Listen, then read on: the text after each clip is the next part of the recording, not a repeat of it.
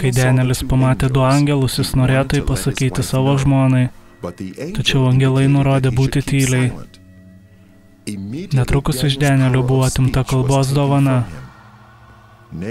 Jo žmona pradėjo verkti, manydama, kad jos vyras mirs. Angelai paėmė Danielį už pečių ir iškėlė iš greitosios automobilio.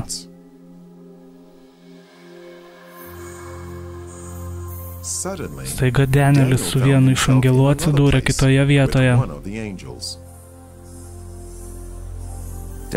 Danieli, turiu tau daug ką parodyti.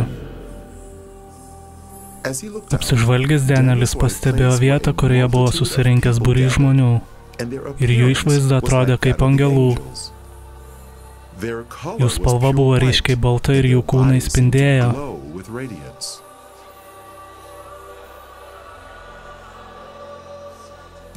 Dėl jų panašios išvaizdos Danielis pamanė, jog tai angelų susibūrimas.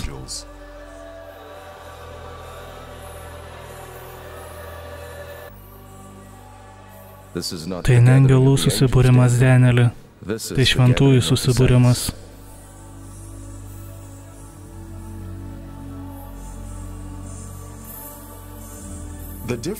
Skirtumas tarp šventųjų ir angelų buvo nedidelis. Jų spalva buvo ryškiai balta nuo plaukų iki kojų.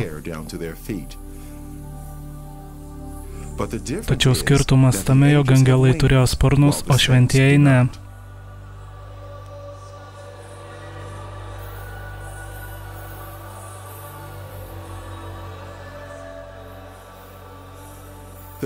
Šventieji garbino Dievą, garbino jį vienu balsu, iškelę rankas į viršų ir dainuodami.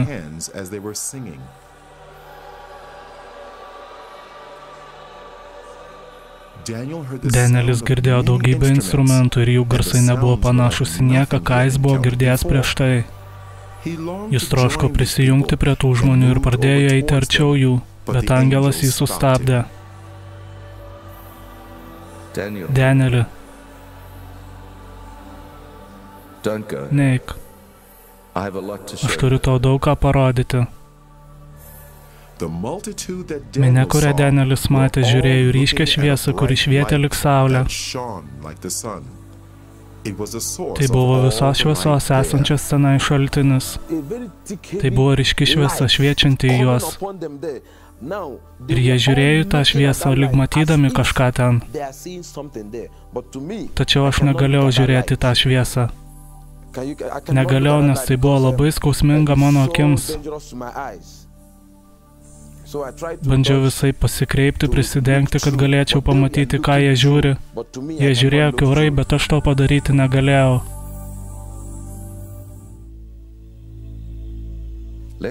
Aplankykime rūmus, kuriuos Jėzus paruošė savo žmonėms. Staiga Danielis atsirado naujoje vietoje, su spindinčiais rūmais, kiek tik akis galėjo matyti.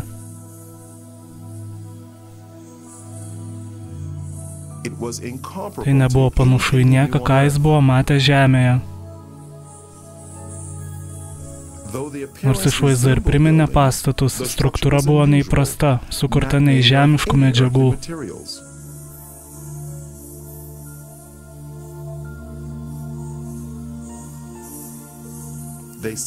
Jie atrodė gyvi, judantis. Danieli, Jėzus baigė savo darbą. Rūmai jau paruošti, tačiau šventieji dar nepasiruošę. Girdėjosi nuostabūs garsai einantis iš visų pusių.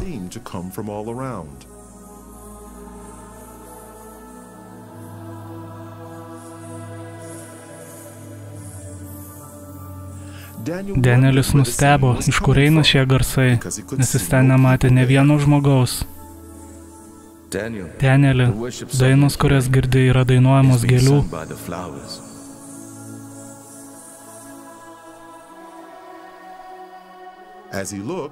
Pasižiūrėjęs Danielis pamatė į visas pusės besilinguojančias gėles, iš kurių ėjo dainavimas, plojimas ir garbinimo giesmės.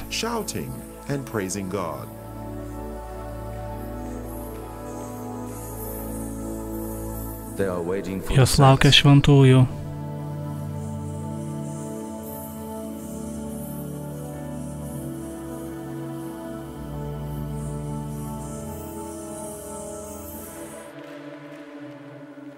Dabar aplankysime pragarą.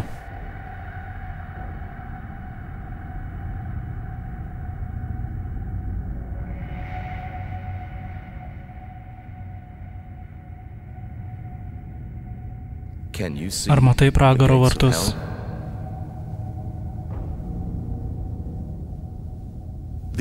Angelas pakėlė ranką ir jai nusileidus vartai atsivėrė su dideliu triukšmu.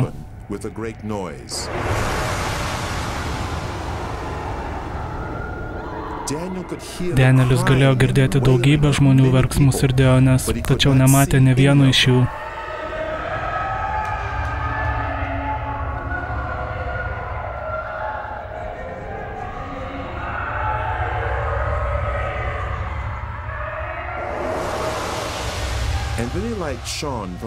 Angelo kūnas pradėjo šviesti ryškiau tam, kad Danielis galėtų matyti geriau.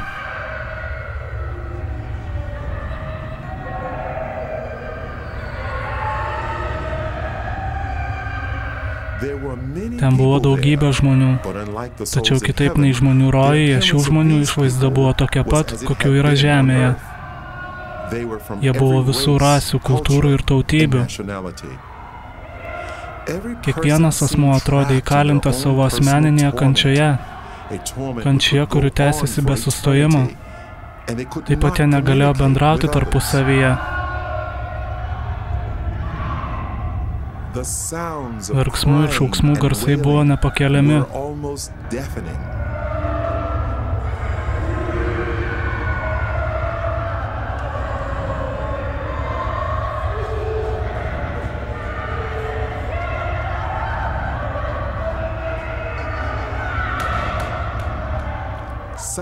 Staiga atrodo, jie pastebėjo Danielį ir pradėjo prašyti jo pagalbos. Jie kreipėsi į Danielį, tačiau atrodė, jog angelo nemato.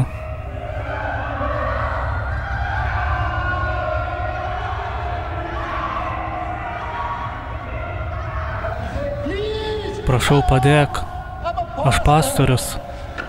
Vogiau bažnyčiai skirtus pinigus ir apgaudinėjau. Padėk man, prašau. Aš pasiruošęs atlyginti. Iškart po pastoriaus pasisakymo jėga, kuri kankino jį, atrodė, jog sustiprėjo.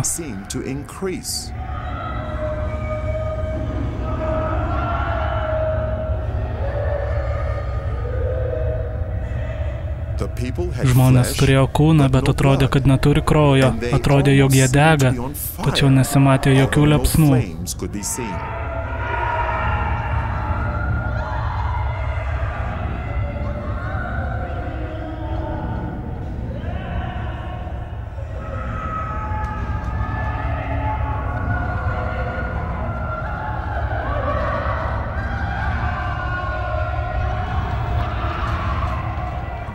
Buvo grupelė žmonių, kurie valgė savo pačių odą.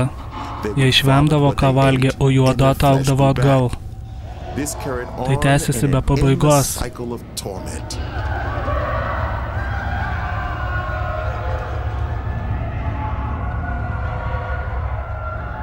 Tie žmonės, kurios matai valgančius savo odą, praktikavo raganavimą, kol gyveno žemėje. Jie užsiminėjo žmonių mėsos valgymu ir dabar jie valgo savo pačių mėsą.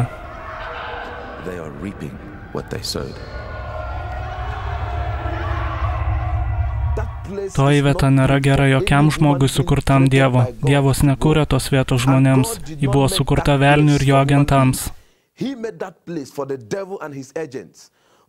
Bet tie žmonės, kurie visiškai nepaklūsta Dievui, taip pat eina ten. Dievas neturi jokių minčių saus bet kokį žmogų į tą vietą. Tai pavojinga ir klaiki vieta, jis sukurta velniui ir jo žmonėms. Vėliau pasigirdo neįtikimas angelo pasisakymas. Danielis net baisiausiame sapne nebūtų sapnavęs, kad tai išgirs. Danieli, jeigu tavo gyvenimo knyga būtų užversta šiandien, tai būtų tavoji vieta. Ne. Juk aš pastorius. Aš juk Dievo vaikas, kuris atgims iš naujo. Juk aš pamokslauju miestuose. Tai negali būti tiesa.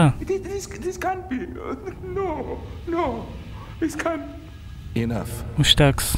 Danieli, pakeliui į ligoninę tu prašei Dievo, kad tau atleistų, bet pats neatleidai savo žmonai. Todėl tau taip pat nebuvo atleista. Negali prašyti Dievo tau atleis, kai pats tuo tarpu neatleidi kitiems.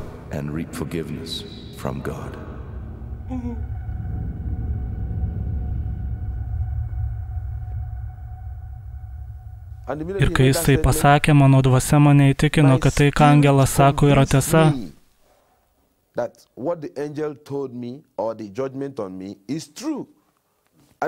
nebesakiau ne, nes prisiminiau, kad ketvirtadienio vakarą rėjausi su savo žmona, įbeldėsi į duris norėdamas su manim pasikalbėti, aš ją jų net nebetidariau. Kitą rytą pabudusi jį vėl pasibeldė į mano duris. Aš išėjau, jį man pasakė labas rytas, tėveli. Aš nepriėmiau jo žodžių, nebesikalbėjau su ja. Atsistojau ir išėjau.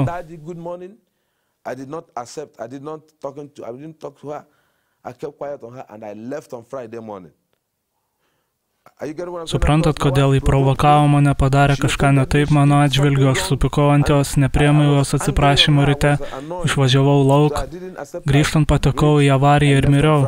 Taigi angelas man pasakė, jį įžeidė mane, aš jai neatleidau, bet prašiau Dievo, kad jis man atleistų.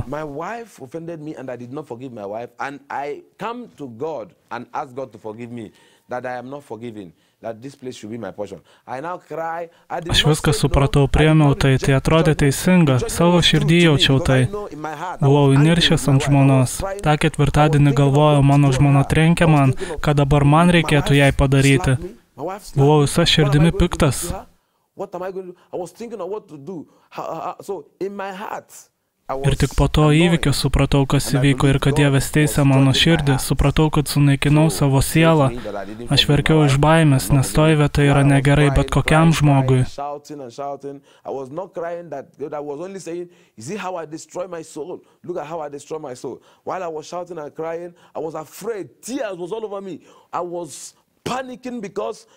That place is not good for anyone, and the way everything was looking, nothing. If God went to put me inside hell, nothing will prevent him because. Kol tęsiau savo vidinį pokalbį, pamačiau iš viršaus krentančių šimtų žmonių. Thousands of people were being sent into hell.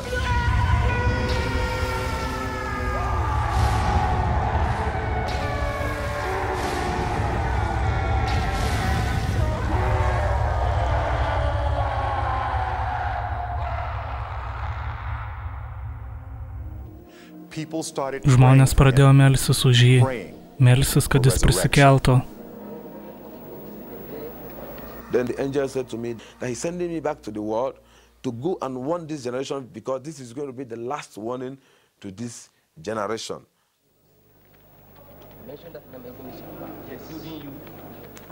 Maldoms bevykstant jo širdis pradėjo plakti, gyvybė pradėjo grįžti į jo kūną. Life began to come in his heart. They continued praying, we were praying. I saw these things were going on. Jis pradėjo pamažu kvėpuoti, tačiau jo kūnas vis dar buvo sustingęs. Gradually, but his body was still stiff.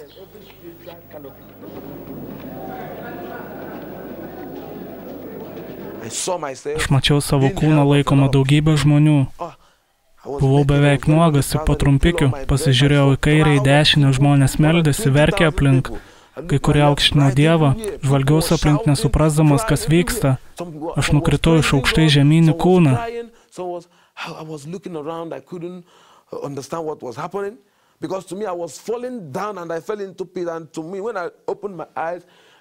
Jie sakė, kad aš pašokau.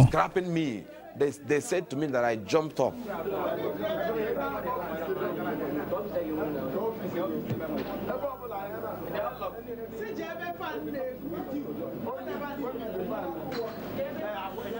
Pamačiau milžinišką katedrą, iš visų pusių mane buvo apsupę daugybę žmonių. Kai kurie sakė morgas, kai kurie sakė 3 dienos. Nieko nesupratau, kas vyksta. Nes man atrodė, jog viskas, ką patyriau, vyko apie 15 minučių. Couldn't understand what was happening because my experience there is not more than 15 minutes. So I don't know what they call about 3 days. To me, there was no night, there was no day. Nebuvo nei dienos, nei nakties, buvo tik tas momentas. Sėdėjau prie savo žmonos, paklausiau, kas čia vyksta. Jie atsakė, papasakosiu, kai grįšime į namus. I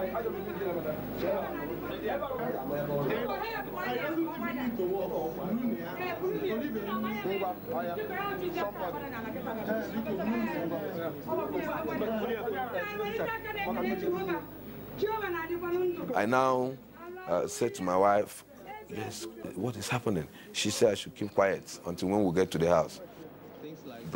Ji parvežė mane į namus, tai buvo gruodžio 2. Aš jos paklausiau, kas vyksta, ką reiškia tie žmonių žodžiai apie karstą, 3 dienas ir morgą, kas čia darosi. Tada mano žmona pradėjo apžiūrinėti mano kūną ir tarė, ar žinojai, jog morgė buvai 3 dienas.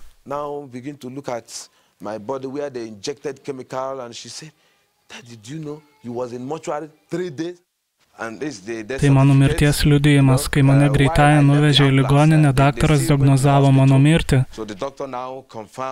Štai naudota įranga patikrinti mano širdies plakimui. Viską patikrinęs jis patvirtino, kad esu tikrai miręs ir jis atidavė šį mirties liudijimą mano šeimai.